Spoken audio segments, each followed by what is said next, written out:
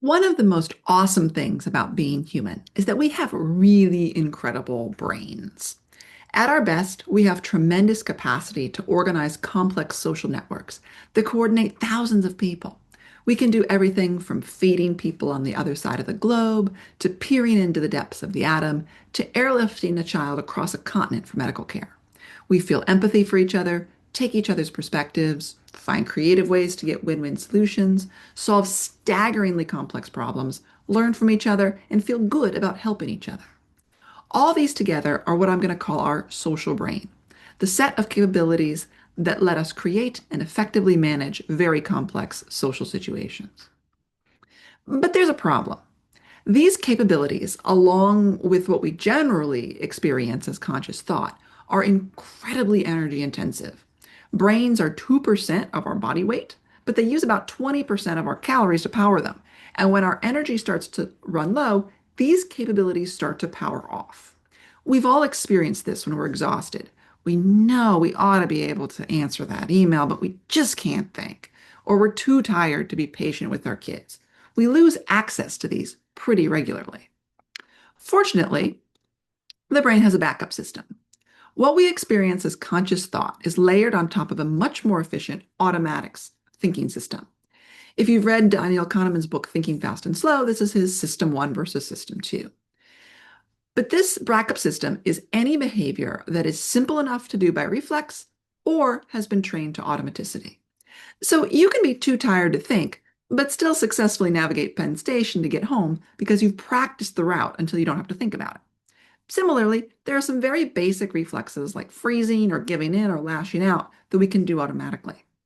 And if you think about it, if you've ever interacted with someone who is exhausted, hungry, sick, losing cognitive capacity as they age, distracted, etc., then you've seen this. The brain is holding on to those backup systems as long as it can, even as other capabilities grind to a halt.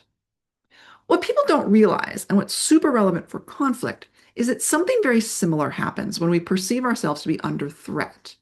This may be a physical threat, but it can also be a threat to our social status, our view of ourselves as a good person, or anything else that's important to us. When this happens, our body diverts energy to the heart, lungs, and muscles in order to prepare us for physical action. And it takes that energy away from the big energy hogs of the body, digestion, the immune system, and the brain. It doesn't feel the same as being exhausted because physically our energy levels are in overdrive and we're very alert, but the cognitive impact is similar. Most of the abilities we need to successfully problem solve go offline. And what we're left with is the subset of automatic and reflexive behaviors that our brain has specifically earmarked for times when we perceive a threat to our survival. Call this our survival brain. So again, this is a relatively small subset of skills, and it grows smaller as a person's sense of being threatened escalates. And what behaviors are in our survival brain does vary from person to person, and it can be trained. So, for example, emergency personnel often do very complex life-saving behaviors before their conscious mind even catches up. But in general, there are some very common survival brain characteristics that are highly relevant to how we interact with each other in conflict. One of these is tunnel vision. We lose our peripheral awareness and are focused just on the threat in front of us. Another one is a sort of tunnel vision with respect to time, a sense of immediacy and urgency that only right now matters. We lose access actually to much of our memory, and we also lose access to our ability to think through the consequences of what's going to happen in the future. We also have catastrophization, this very extreme binary thinking that I have to get what I want right now or we're all going to die. It's very, very extreme. And we have access to fight, flight, freeze, appease, which is sort of those really basic survival responses that even our lizard ancestors could do. And also one of the things that is impacted here is simply our ability to take in new information. So we end up with very quick, very less accurate judgments. So especially anything that's ambiguous is likely to be interpreted as a threat. We're going to make very, very quick snap judgments. And this is also where we're much more vulnerable to bias and stereotypes because it's happening at a level below conscious thought. And in particular, We're not really available, our brains are not really available to take in new information. We lose access to our curiosity, creativity, perspective taking, and we lose access to the ability to slow down and think things through. That urgency kicks in, and anything has to be figured out right now. There's not time to think. And this is where there's a glitch in how the human brain works that can really blow up relationships and organizations.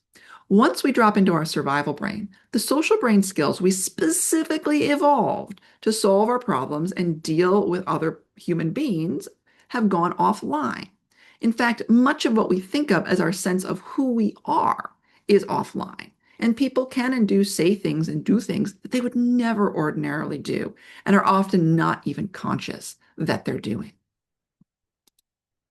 So, the key thing to recognize when we're looking at how to prevent conflict from fracturing organizations is this. In conflict, we're often not talking to the person we know. We're talking to what is essentially a set of recorded tracks that they have internalized enough to still have access to when there isn't enough energy to power the things that most likely we actually like about them. A lot of the time when we see relationships and organizations blow up, particularly the how could they have said that to me variety, at its core, what we're seeing are people's survival brains talking to each other without having access to all the higher order thinking skills that are supposed to help us navigate social systems situations effectively. And furthermore, this tends to happen under conditions like, one of those awful voice recognition systems in the phone menu, where what's listening to you gets what you're saying wrong half the time, but brings up a new menu track anyway. And one of the most critical ways we prevent conflict from going off the rails is to recognize when we're arguing with the message system, stop, and instead identify what we need to do to get through to a real life person. And that's what our role play is about. So close, so close. I've been working on this voter guide for weeks, my entire break. I just have to push publish and it will be over. Five, four, three, Ring, ring, two, ring, ring, ring. hello?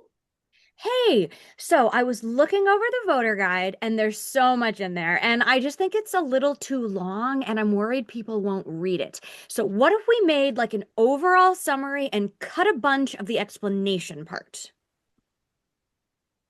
Erica's brain is not available right now. Please press 1 to have your concerns minimized and dismissed. Please press 2 for sobbing about how overwhelmed I am. I'd like to talk to a person. Did you say personal attack?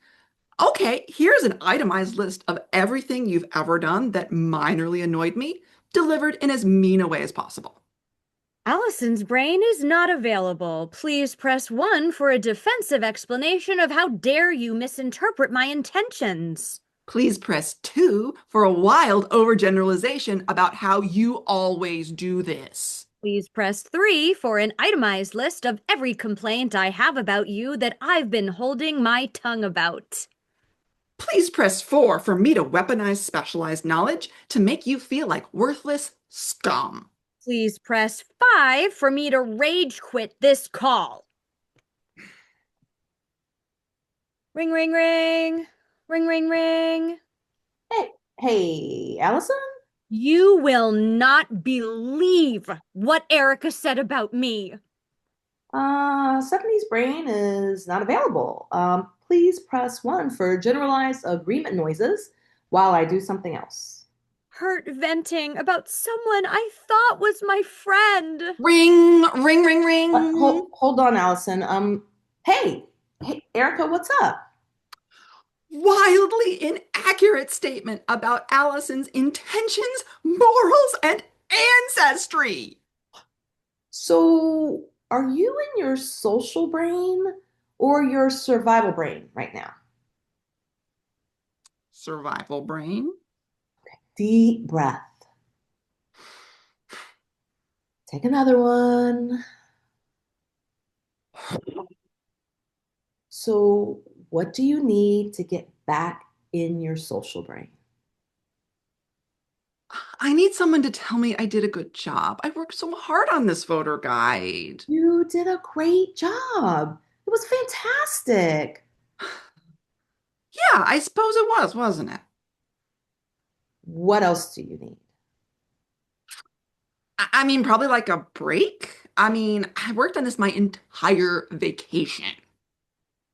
Great. Take a break. You deserve it. How long do you think you need?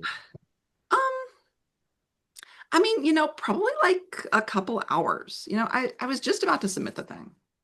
All right, do it. Go steam or something, read a book, just kind of chill. I think that's what you should do. Okay, thanks, Stephanie. I'll go take a break and yeah, I can do that. Thanks. Awesome.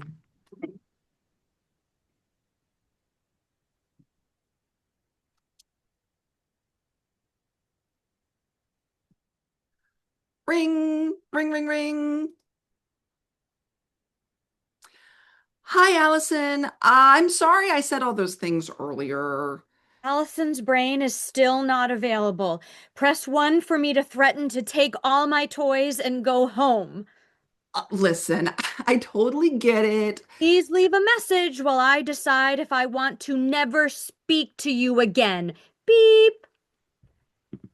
Okay, so yeah, so I get it. If you don't want to talk to me right now, I really didn't mean those things I said. They were kind of hurtful, like really hurtful. Yeah, but I value our friendship and I'd like to try to work things out. So I'm wondering if you could maybe take a little time and call me back if and I mean when I hope you're up for talking.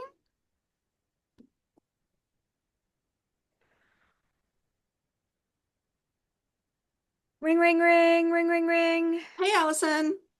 So, I I was really hurt by what you said.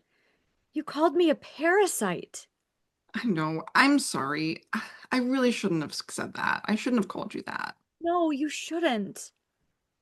It was just, I completely exhausted myself working on the voter guide.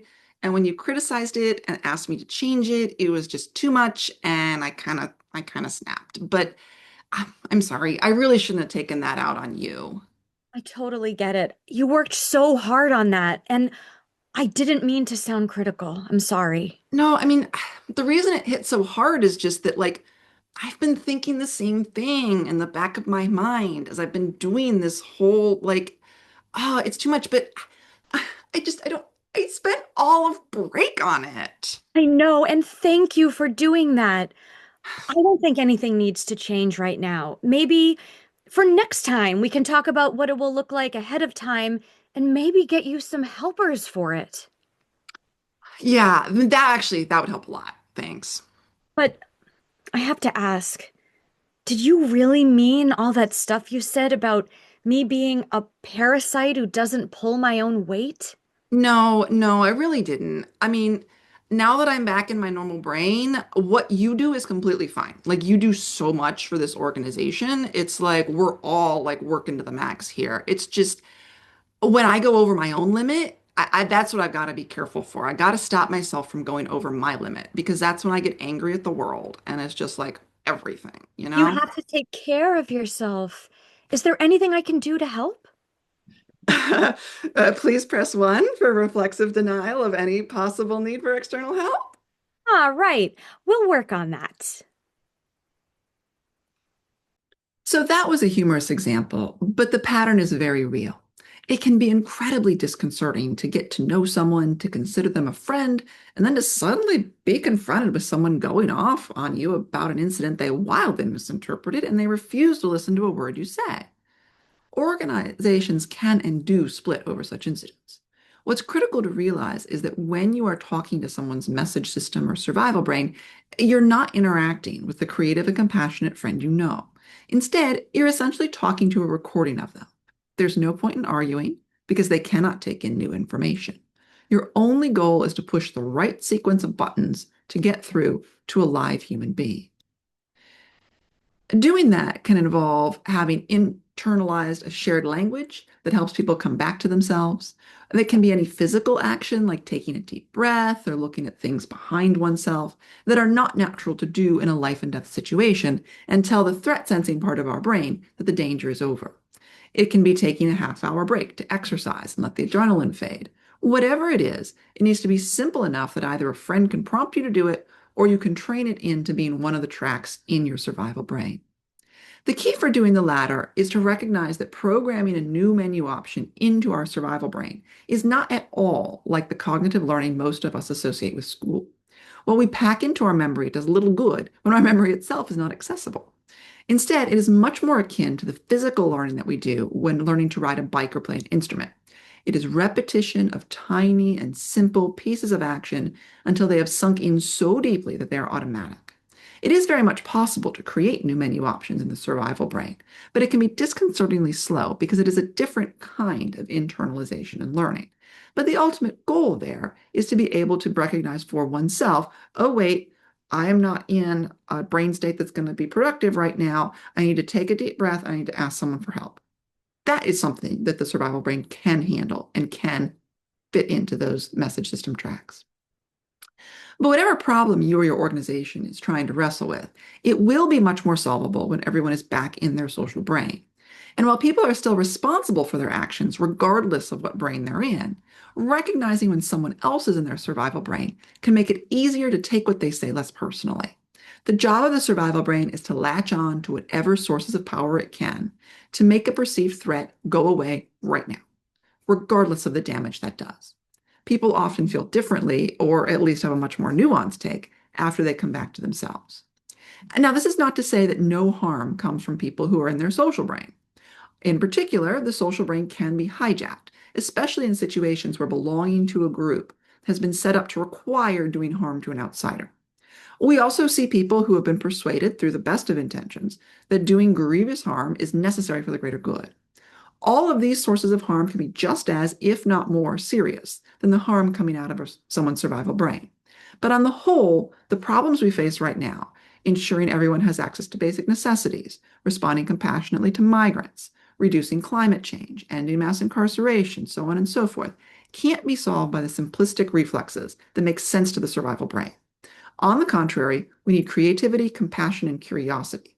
We need people to be willing to make long-term changes to their consumption habits, act compassionately in conflict, share resources, and work together. All of these the social brain has in abundance, if only we can keep our personal and collective access to it.